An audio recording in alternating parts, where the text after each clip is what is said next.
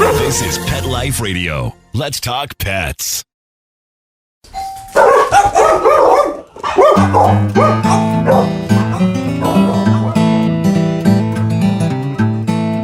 Hey dog lovers, welcome to Have Dog Will Travel. I'm Kristi Vaughn.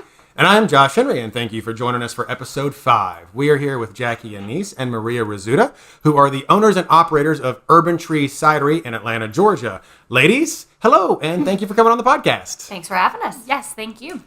Our pleasure. Go ahead and introduce yourself so we can identify the voice with the name and who's who. Hey, I'm Maria. And I'm Jackie. Excellent. So we are here at Urban Tree, which is a dog-friendly establishment. Is that accurate? Yes, that is absolutely accurate. And I would like to say Good, it would've been it's awkward if more it wasn't. than, well, yeah, considering we brought Sadie with us this time. I'd like to say it's more than dog friendly. I've observed you guys are very welcoming of dogs. So it's not like you just sit out on the patio with your dog. You welcome dogs. Is that correct? We do. I mean, Jackie and I bring our dogs to work with us pretty much every day. So they're known around town as the cider dogs. That's awesome. So tell us a little bit more about your dogs, the cider dogs. Well, Jackie has a Yorkie, a teacup Yorkie, and then I have a Weimaraner, who pretty much drinks cider off the floor a good part of the day, every day. She probably spends a lot of time slightly intoxicated, but she loves coming to work with me every day. Sounds like a good gig. Yeah, not too And bad. if you come to our front door, you will be greeted very loudly, but very happily and with wagging tails. All of our normal delivery people know that, and they can't wait to say hello. Do you think the that's FedEx man great. really feels that way? Or the poor mail lady who sometimes looks like I'm not getting out of the truck today. Yeah. No, Elsa is a sweet Weim. She just has a really aggressive bark, so people are afraid of her. Sadie. We're here. We have Sadie with us today. We're giving Stella a break, and she's under the table, and her tail is banging into the mic stands. But she's very, very happy right now. She's it's so kind of happy. adorable. She's getting all the loves and the pets, so she's good. Well, let's kick it off. We have a few questions for you, ladies. Sure, shoot. All right. So did both of you grow up with dogs? And if so, or if not, when did you become a dog lover?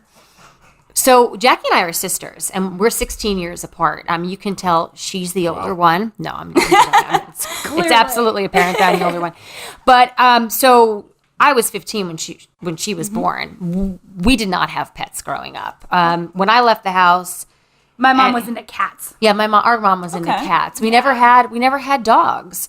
It wasn't until after I left the house, probably in my mid-20s, I got my first dog. How about you? Yeah, Kira is actually my first dog, the teacup Yorkie that I have here. And actually how I got her was because of Maria's first daughter. Yeah. So We just keep getting dogs. So once I hit my 20s, we started with a Labradoodle. And then from there, we got a Yorkie. And then Jackie came with me to get the Yorkie that day, and that's when she got Kira. So we went in for one dog, we left with 2. Yeah, totally not planned. But I don't have kids. She's my baby. But that's how it happens. Yeah. She hopped in my lap. She picked me. All the magic happened, and I wasn't that's how it leaving happens. without her. Yeah. Yeah. And then from that, you got Then we another rescued a dog.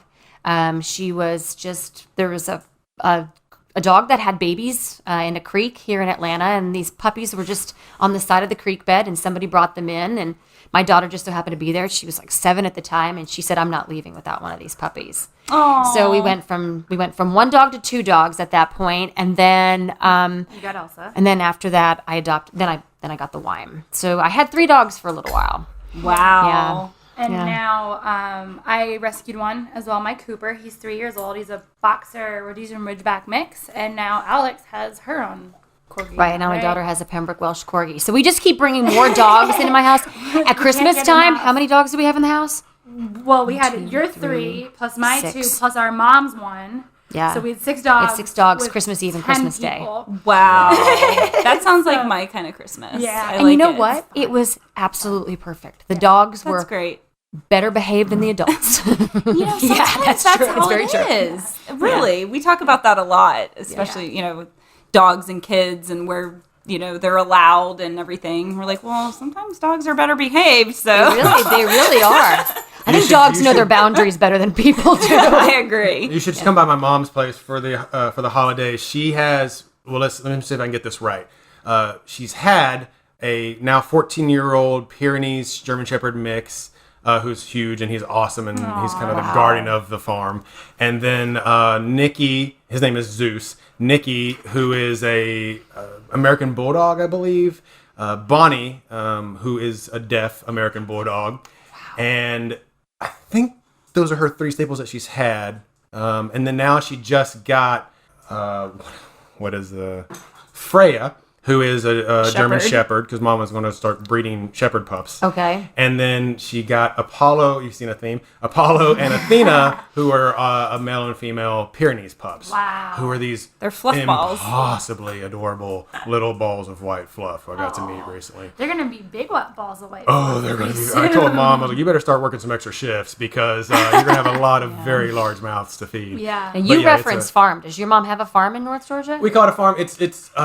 It's sort of just, she has just a big, about 30 acres of land up in the North Georgia area. Yeah. And, it's not an actual farm, but, she has a horse and has her own garden and all See, that. that's my idea of a dream right there. That's when I think about the future. I'd love to have a farm, chickens. I don't know if I could take care of a horse, maybe a cow, and a bunch of dogs. Dogs everywhere. Dogs everywhere. Everywhere. That's the dream. That's where I want to go. That's living the dream. Yes, right that there. is living the dream. So she has a horse, a current large Pyrenees, the 2 American Bulldogs that are very large, and then now 2 more Pyrenees, another Shepherd. So feeding animals is the bulk of where her income goes. I imagine so. As Yeah. you can probably imagine. But yeah, so for the okay, holidays. though. And then I show up with Stella, who's, my pit, and then my sister has a pit, and so yeah, it's a dog madness around the holidays. That's fun. That's a lot of fun. Yeah, we love it. Side note, since we're talking about families, you all are 16 years apart, you said? Yes. Is that correct? So I have a brother who's 17 years older than me. Wow. And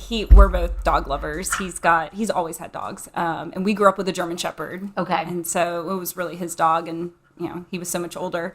It really wasn't my dog, but I got to love on her. And so he has 2 giant female German Shepherds now. So yeah. So when you said you were 16 years apart, it's very rare. And so I feel ya. Yeah. It is. Yeah. He's like a crazy uncle to me. So sorry, Rob, if you're listening to this. But. My little sister Jessica's 11 years younger than me, and that seems like amazing. Like I babysat her, Yes. So that seems like She has an incredible memories gap. of driving me around that I'm just like, dude, Yep. I don't. Yeah. Now, there is one more between us. She's 3 years younger than Maria. 15, 16, 14. I'm not good at math. Years older than me, too. So, I'm not either. yeah. Not a dog cares about person, that? not a husband person, not a kid person, doesn't have any of them, not a farm person. If you're listening, Danielle, sorry. And so you're the oldest? I am. Yeah. Yeah. We know everything, don't we? Yeah, absolutely. Well, we had to we- live it first. The younger siblings keep the older ones young, so. And, There's and very cool, true. right? There's a Isn't lot that of true? that. Yeah, it's true. Yeah. It reminded me, real quick, side note too, is it Kira you said? Mm-hmm. Yeah, when you got Kira and how she kind of chose you. When I got Stella, people always ask if she's a rescue. Well, sort of. I mean, I didn't buy her, but a friend's dog had a litter, and or a friend of a friend. Anyway, so I went to go see her, and one of her brothers was this beautiful brindle, amazing coat and sweet, gorgeous little pup. And Stella was there, and she was also completely adorable. But I picked Stella up, and she kind of wrapped her paws around my hand in like this hugging sort of way, and then I put her up against my chest, and she nestled into me. Nestled into my neck and just kind of got comfy, and I was like, "Oh my god!" And I just melted. Like, okay, she's a cuddler. This is this one. This She's one. the I'll take this one. Yeah. Oh. I am not leaving without you. Yeah, no, and it's weird. It's chemistry is obviously huge in almost any relationship, and I think that translates to your dog as well. absolutely. The right match. And they know when you're a dog person. They sense it. And they know if This- you're not, too. I mean, they know. I can take her home right now. You can come home with me. Sadie is like, just okay. having the best day of her life right now. So, Just nonstop grinning. So on that note, tell us, what is your favorite thing about dogs? Oh, the companionship and the love. Yes. The unconditional love. Yeah. They lose their mind when you walk in the door, when you're gone all day. They need you. I think they need you. You need them as much as they need you. absolutely. For so many reasons. Yeah, I know there's people out there that are not dog people. I just don't get it. I don't get it. What about you? No, you worded that perfectly. Her greetings, best greetings in the whole wide world. I don't know what I would ever do without them. And it could be after 5 minutes or it could be after 10 hours. They're so loyal. Dogs are so loyal and loving. Yeah, there's, we are always very happy to come home to one another, but it can be tweaked a bit based on how your day is going. When we come home to the dogs, there's one response. It's excitement and happiness every time. Yeah. They're the best cure for a bad day. I can't really think of are. anything else. I mean, maybe, okay, we're hanging with dogs and drinking cider. That could also be a great cure for a bad day, but their greetings, it just makes everything go away. It really does. And they take over. I mean, they kind of just take over your life. My poor husband, I don't think he slept in our bed in the last week. I was out of town last week. This is true. It's very true. I mean, and he's a saint because my mother will tell me all the time, I can't believe your husband will actually get out of his own bed for a dog. Oh my gosh. But every night between like 2 and 4, the Wime, Elsa, she'll get off the sofa, she'll come around the side of the bed, and she will start to whimper. At that point, he knows it's time for me to get out of bed. So he gets out of the bed, and he'll go to the sofa that's at the end of our bed, and she gets in, and that's where she stays until the morning. Oh my gosh, that's the best story. I should probably be nicer to my husband all the time. That's the best story I've ever heard. Almost every night. Wow. He really does. But she only goes to his side and whimpers at him. She doesn't do that to you. No, she's telling him, dude, you got to go. Get out. You're in This my is your spot. Yep. Yeah. Yeah. Oh, I love it. That's a great story. We're trying to figure out if we can fit a king-size bed in our bedroom so that the dogs can join us, but we just still have saw enough room to this. sleep. What did you just send me about this bed Oh my that's God, like it's- meant for co-sleeping with dogs? Yeah, I And think I like, saw it on this is amazing. Facebook or something. thing? It's 12 feet wide. So it's basically the width of 2 king beds put together. And it's for all the dogs and all the you people. and your significant other and all the dogs can fit in one gosh. bed. That's like a dream. That is... as long as you're both on the same page. It's like if you want the double-sized bed and your significant other is like, no, then that wouldn't work.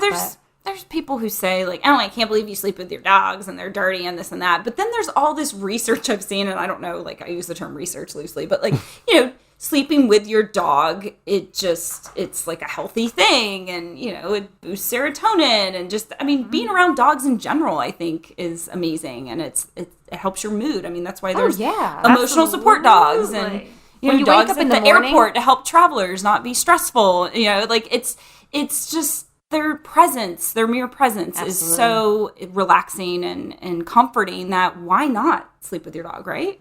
Well, they're called man's best friend, and I guess nowadays, I think human's best friend would Exactly. be the better terminology, but they're called that for a reason. You know? Right. I mean, they definitely have come head and shoulders above the rest in terms of companionship. Agreed. Dogs Absolutely. rule. Well, we already heard a funny story about dogs, but do you have any other funny stories about maybe dogs coming to Urban Tree, or just any funny dog stories in general? Yeah, We just had a there's doggy sometimes photo a consequence of being dog friendly in a way. Yeah. So if there's anything that's happened here or whatever that. So we just had a doggy photo shoot here. That's fun. Yeah. Can we talk about that? Yeah, we Maria want to hear. organize this whole thing. I'm gonna. Oh, let we her want to talk hear all about it. Because a couple weeks ago, we had this really large event here in the space, and it was one of the first times since our opening day that people actually lined up before we opened. Wow. For about an hour before we opened, and I noticed that the first 20 people in line were all people that came out for the day with their dogs. It was this local pug group, and it really caught my attention. It's they have an Instagram, Bodie Spanky. These people are the nicest people ever, but they have 2 rescued pugs, and I think one pug is totally blind, the other is like half blind. Anyway, so this big group of dogs out the door until we opened. So that caught my attention.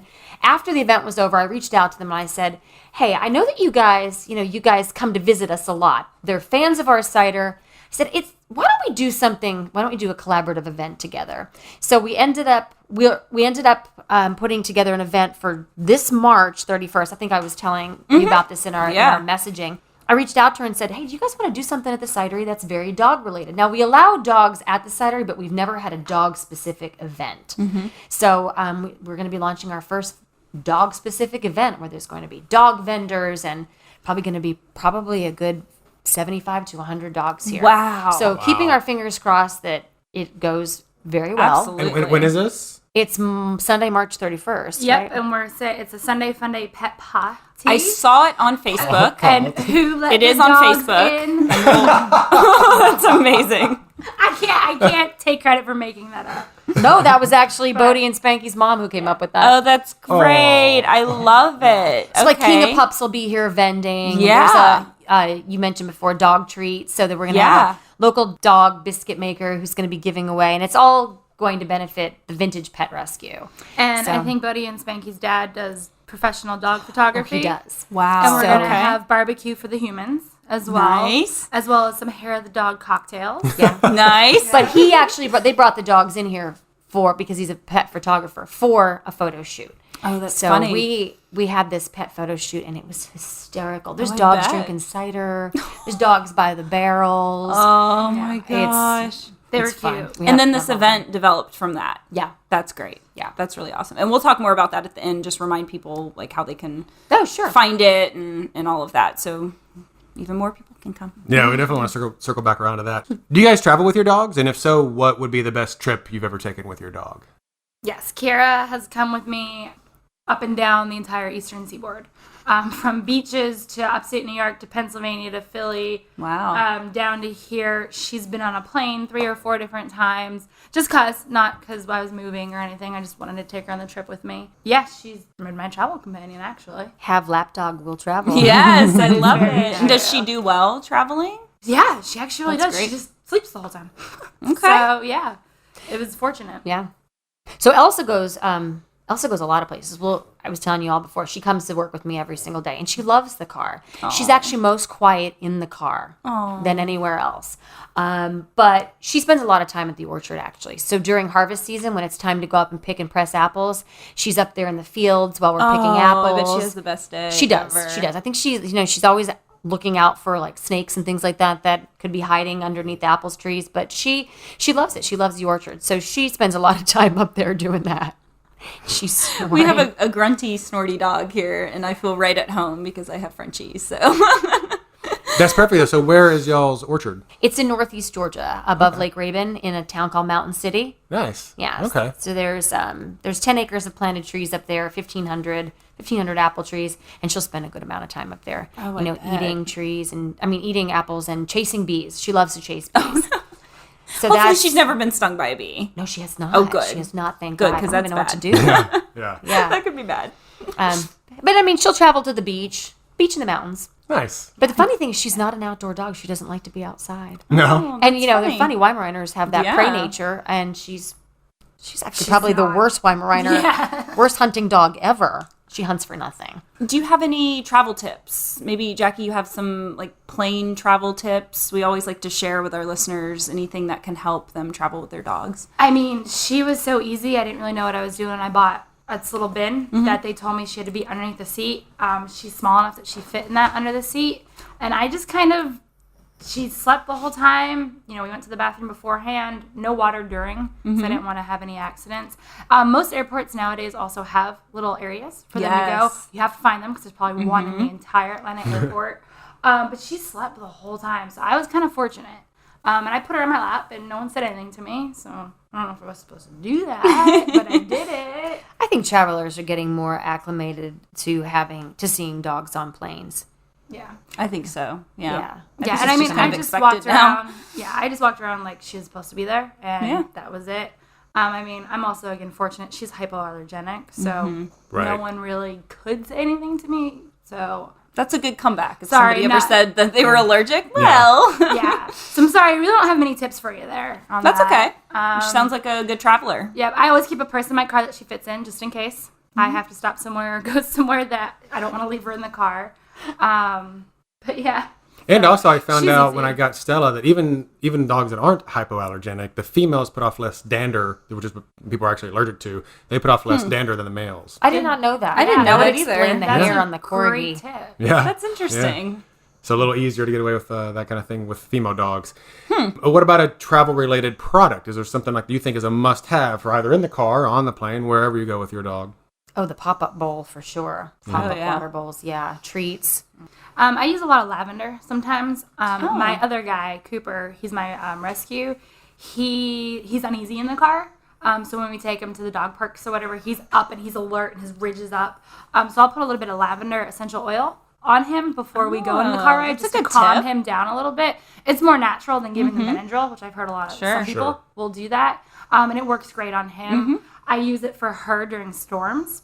I had no idea that worked on that. That's amazing. It does. Yeah. They have calming toys that are actually that you can put the drops on, the lavender drops. Yeah. And I use that with my puppies when they're not with their litter, with their mom, when you take them home, that calms them. And there's also like diffusers that are just for dogs too. So that's great. That's a They good also tip. have those weighted, you know how they have like weighted blankets for adults that have anxiety? They do have weighted clothing for dogs too, which I did buy a weighted vest for Elsa once. Okay. But I think Weimaraners just are naturally anxious anyway. Yeah. So it didn't really do anything. I've never met one that wasn't sweet, but also very high strung. Oh yeah, You know? yeah. It's definitely it's not a breed for everyone, that's for sure. But Takes a lot of energy, yeah. a lot of energy. Yeah. So in all that travel, do you have a favorite place? Is there a place that you're like, man, this is the most dog friendly, or they have this really cool dog, whatever, anything like that sticks out in your mind? I haven't been there yet. There's this place in Atlanta. I think it's called Fetch. Oh, Yes. Have you guys heard of it? yeah, we're hopefully meeting with them soon. Nice. Oh, nice. One of our cider makers, Eric, he's a member there. He raves about it. Oh, it's great. Everything about the service, for the dogs, for the humans, the whole 9 yards. I haven't been there yet, no, but...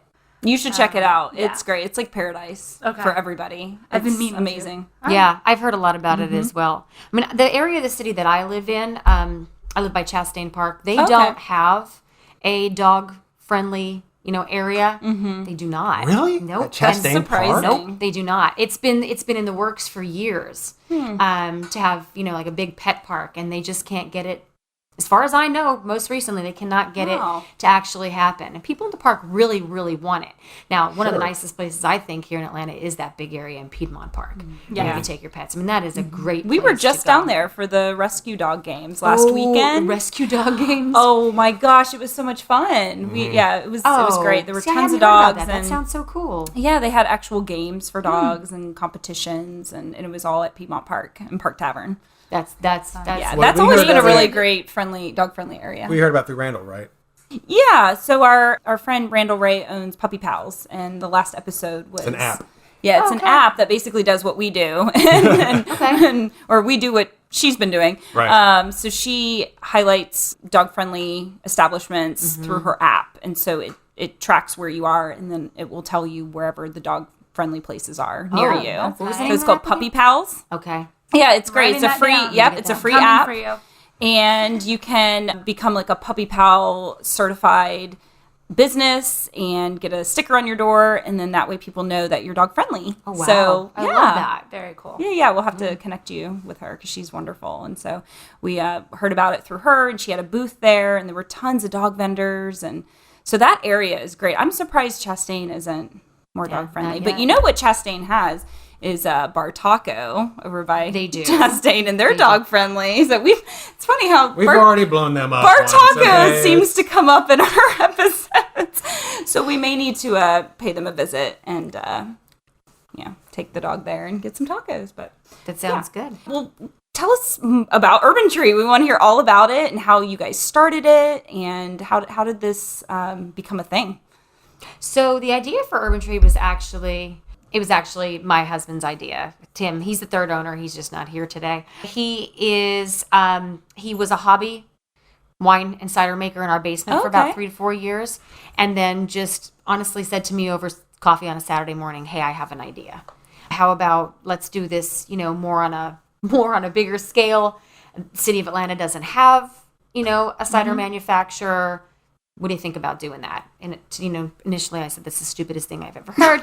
But fast forward, here we are, and we decided to open it, here in the city where we live. And then we brought Jackie into the equation, and now we are coming up on our 3rd year anniversary. Oh, that's great! Congratulations. Congratulations! Thank you. That's awesome. Thank you. Do you find that I feel like what's happening in craft beer seems to be happening in the cider world as well, that there's now all these different varieties and all these ways you can tweak it and manipulate it to give it more of this or more of that. And do you feel that that's very I don't know that that's an accurate statement. That The cider industry in the States is definitely not where the craft beer industry is. Sure. Right now, there are pockets of the states.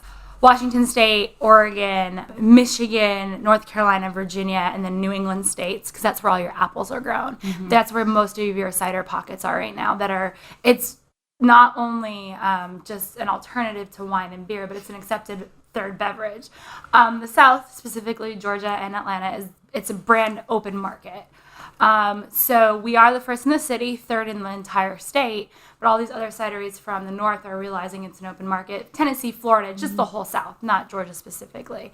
Cider is made from apples, and beer is made from barley and hops and grains. So you can do a lot with that. You can also do a lot with apples.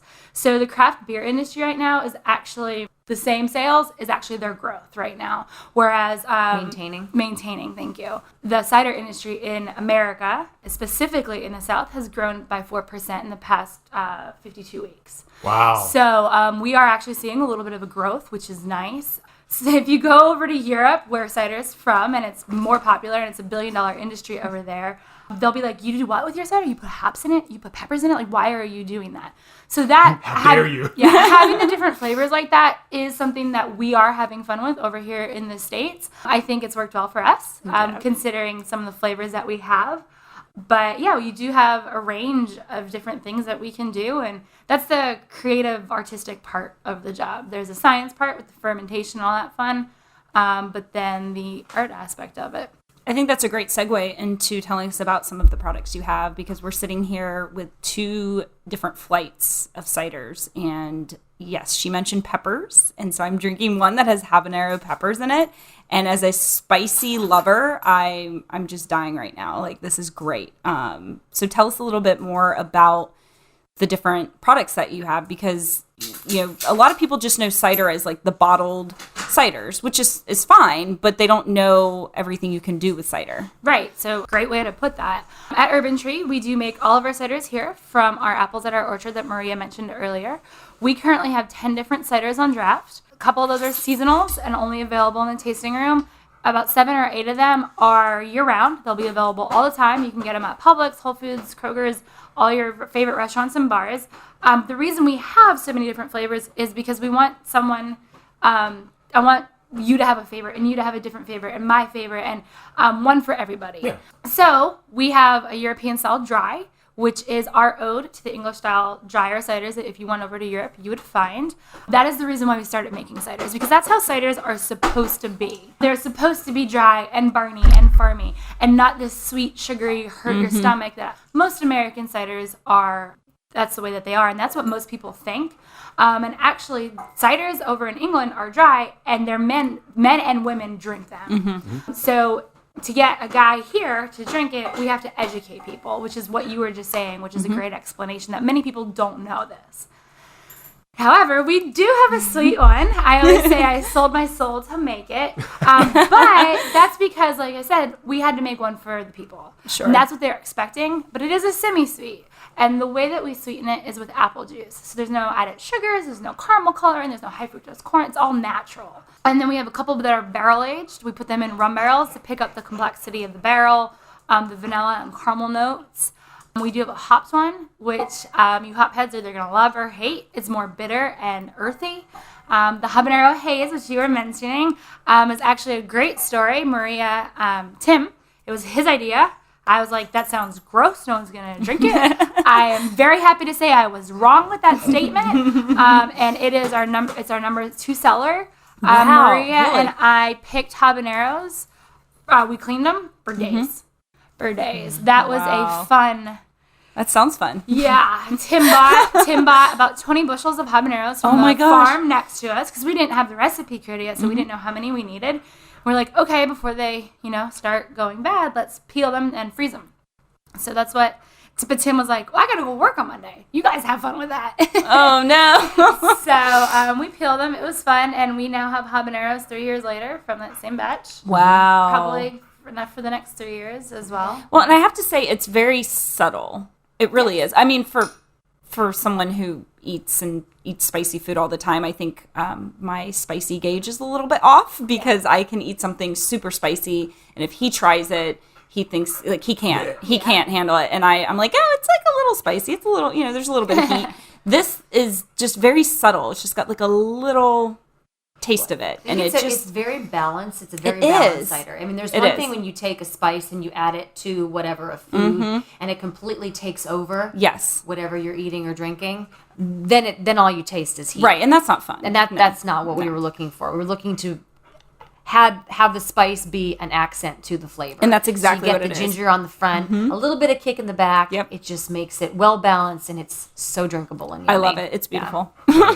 It pairs really well with barbecue. It's actually great. Now that's what I want for and mine. you can cook with it as well. We cook with it a lot. Really? Yeah.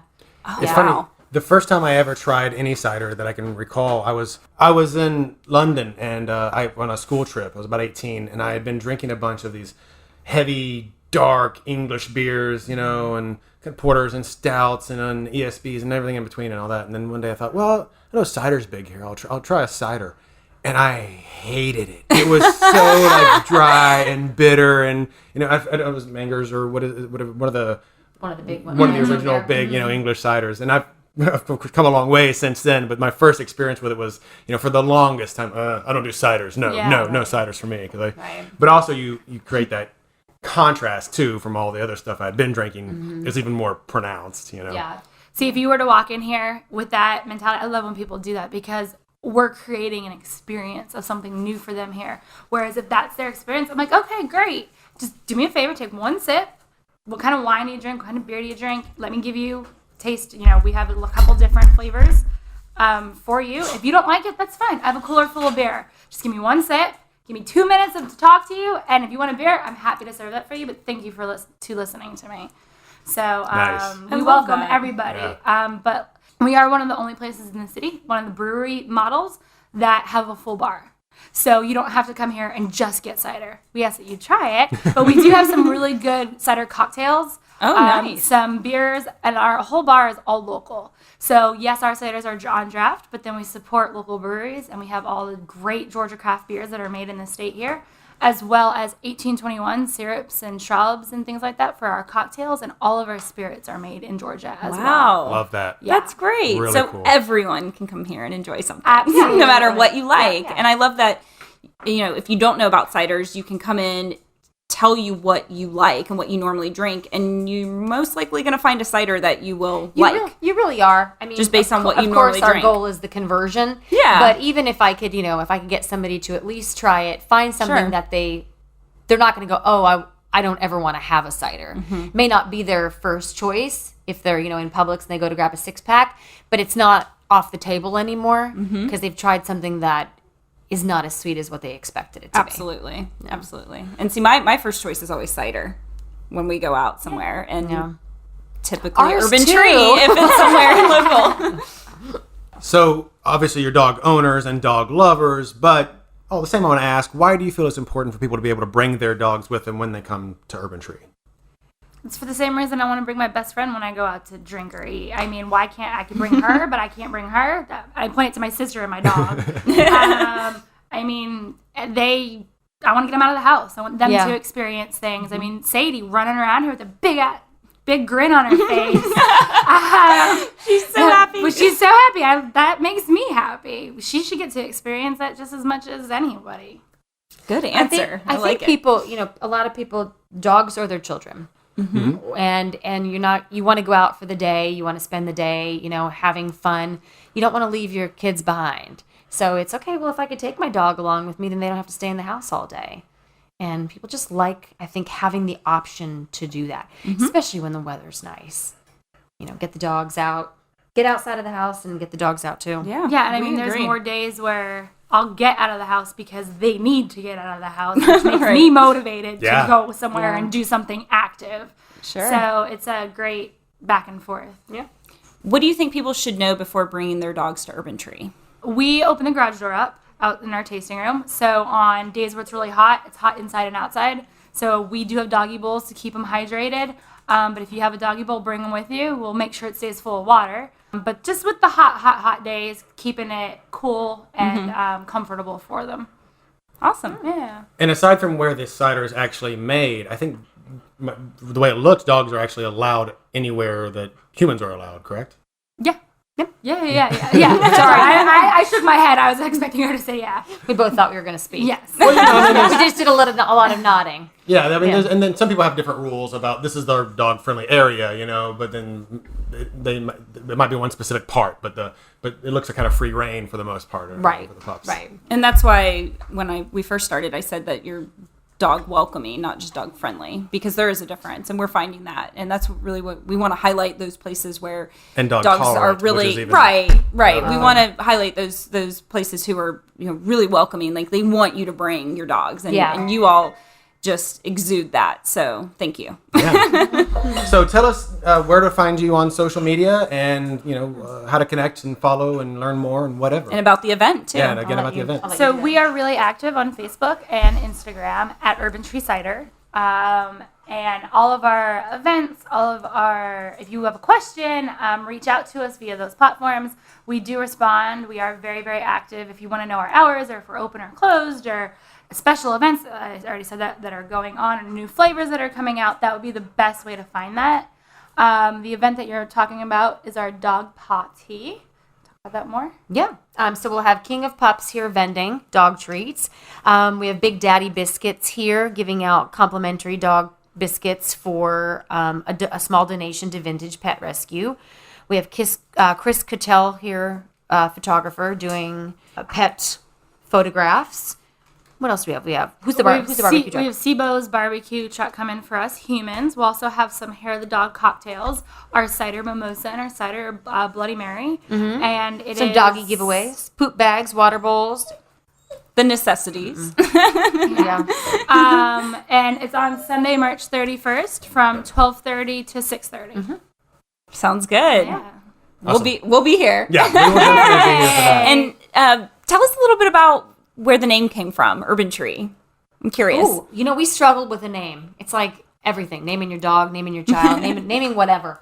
And we had made our way through probably 100 different apple varieties, and then I was driving to the beach with my teenage daughter, and she said to me, "What about Urban Tree?" And we're like, "We like it." Aww. We like it. And then the whole brand for us just kind of evolved from the name. Mm-hmm. The cityscape, the tree coming out of the cityscape. Yeah, that's how the name Urban Tree was born. And I love it. It just worked. Mm-hmm. It does work. It's great. Thank you so much. Well, ladies, thank you so much for your time and for all the information. It's really been awesome being here and meeting you. And we look forward to your event on the 31st. We'll thanks for having us. Yeah, thanks for coming and hanging out with us. Yeah. All right, that is Urban Tree Cidery in Atlanta, Georgia. Be sure to check them out and bring your pup. That's it for episode 5. Thank you for listening. And remember, if you want to take Fido on a trip, but you're worried it could all unravel, just listen to us have Dog Will Travel. Let's Talk Pets, every week on demand, only on PetLifeRadio.com.